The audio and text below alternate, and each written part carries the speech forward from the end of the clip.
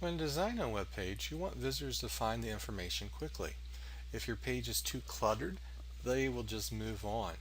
So we want to find different ways we can showcase that information in a clutter-free environment. And that's one of the important aspects of working with web design. If I take a look at this page right now, I'm going to launch this in Firefox real quick. I have a set of rules here, and you can see that it's not fitting within the area that I want. So when you create this website, we have a constraint. We have a certain width and certain height to fit into it. So if we have too much content, then we have to figure out what can we do to organize our text to make sure it goes in and is formatted on our page so we can read it and to be able to see it all. Because right now down here at the bottom we have all these rules here that the unemployable lie that we cannot go in and actually really see. Now this is where JavaScript comes in play, and specifically the jQuery UI library. They have a variety of different widgets and different effects that we can apply to our page that will allow us to organize our data, our content differently. The one method that we have available to us in jQuery UI is called the Accordion Effect. This effect will allow you to add content to separate panels within a section and only show that one panel at one time. Now, when you go to UI, it's simply jQueryUI.com, and you have to download the subset library. If you don't download it correctly, it will not work because you have to have it linked into your web page and into your code. But over here on the left hand side, it'll show you all the things that you can do, and within the widget section, this is where we have the accordion.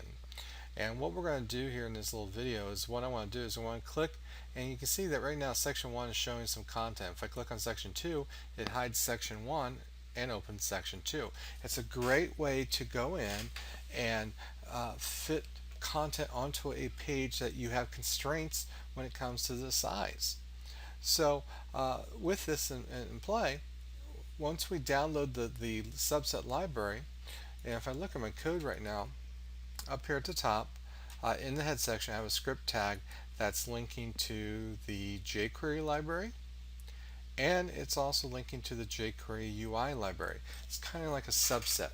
So if you think about it, you have to have these libraries linked. If you don't, then any of the special effects that you do with JavaScript will not work.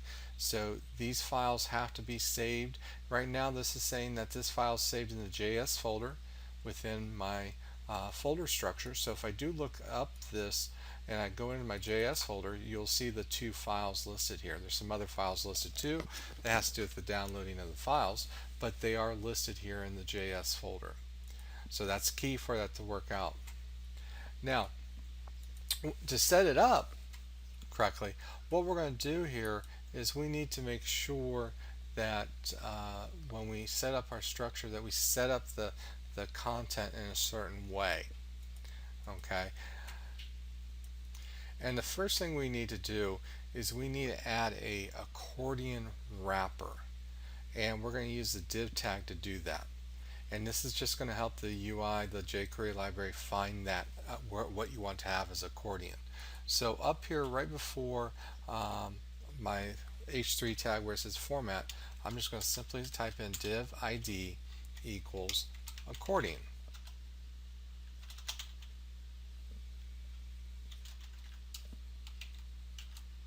And then its closing div tag will go after the last rule or set of accordion that you're working with. So this should encompass, in this case, the 3 rules that we have.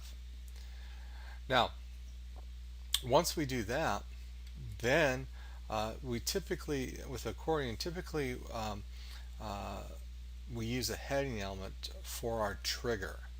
And what I mean by that is when I clicked on section 1 or section 2 in that previous example, that there was basically a heading, and we'll use that as our trigger for that part.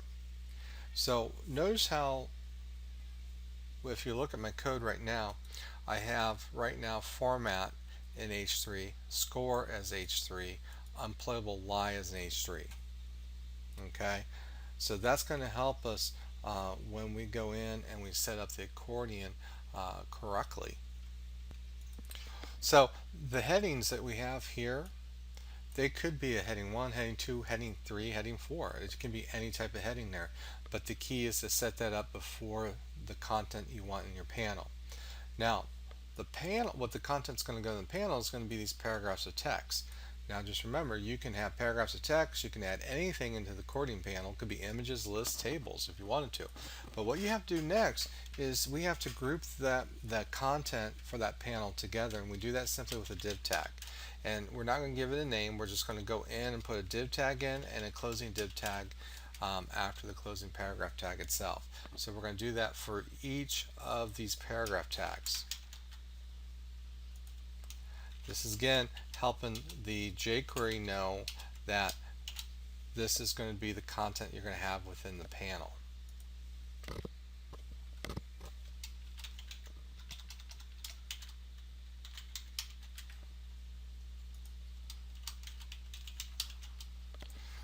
Now,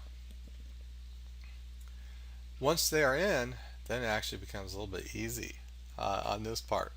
So what you have to do now is now add your script section. What we want is when the page loads, we want it to be able to run. So we want to set the accordion up accordingly so it works when the page loads. That would make sense, right? We don't want it to have the text already there and it's going outside my section. So up here at the top, we're going to have our script section, and we're just going to go in and let me put this in real quick. We're going to use document.ready. That means when the page loads is a jQuery little function. Then we're going to have it run the accordion method from the jQuery UI. So to do that, let me copy some code over. Document.ready, and then the next line, since we're using jQuery, we start off with a $, and then what we're doing here is we have to indicate where the accordion is, and this comes back down here to the div tag that we created with the ID equals accordion. So this is basically saying, hey, look at this section. And remember, we put the closing div tag down here as well, so it's going to look at everything inside this. So in theory, you could actually name it something different, the ID, but we typically name it the same on that part. And then, of course, we have a hashtag, which stands for ID. If it was a class, you would say dot accordion. And then here we're just doing, we're applying the method of function here, and we're saying dot accordion, and then we're putting in parentheses, a curly brace, and what we're going to do is we're going to put in a list of rules that we want to apply. So in this case, what I'm saying here is I'm basically telling what my trigger is by adding the rule called header followed by a colon, and then I put in single quotes H3. So if you use H2, H4, whatever, then you're going to change the heading tag based on that. Now, when you work with jQuery UI or even some of the library itself, it's a little bit different than JavaScript in a sense. We can actually set up multiple properties for this accordion.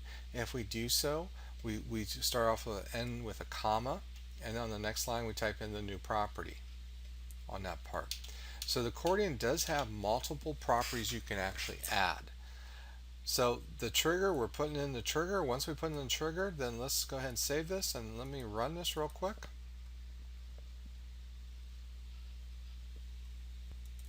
Oops, I forgot to press click save, so let me reload there. As you can see here, notice that we only see the one paragraph appeared. When I click on score, then the new one shows up and the first one collapsed. Click on playable line.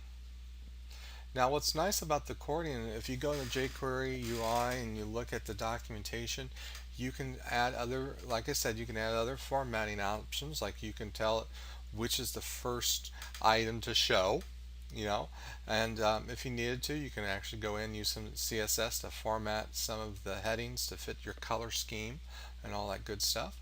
But really all we did here was we have to set up our structure in our document. And typically what I do is I just, anywhere I have an accordion that I want to add, I'll just go in and add a heading, and then paragraph of text right below it. Now remember, it don't have to be a paragraph of text, it could be an image as well. And so it's going to be consistent in this case. I say h3 p tag, h3 p tag, and then what you have to do then is set up a div tag before the first tabbed panel, and that's going to be div ID accordion. You can name it anything you want there. The other most important aspect is adding the div tags before your content and the closing div tag afterwards. Now, what's nice about this too, you can actually do this in Dreamweaver as well, and it'll put in the structure for you. You do have to manipulate it. So like if I go in and open up Dreamweaver, and let me open up a page here real quick. I'm just going to come down here into my code real quick and just going to enter in some blank lines. I can go up to Insert in the menu system, and you notice they have a jQuery UI library right here, or listing. So here, notice I have Accordion. Now when I click on this, it's going to actually put in the code. So if you look at this code, it looks almost identical to what I did. Just some slight adjustments. They have some links going on here. Up here at the top on that, but it's set up the same way, and then what you have to do is just go in and modify the content to fit what you want for that page. So if you're using Dreamweaver CC, there are a variety of the UI options that you can bring in. Date picker is a nice option as also to bring in. You can go in and do some formatting for your checkbox buttons and things like that as well. So the only thing is, with when you insert in, it just puts the structure in, then you have to add the content on that part. So it's a nice little feature, and again, it's a really helpful to utilize. So something to take a look at, and if you have any questions, in my classes, just ask.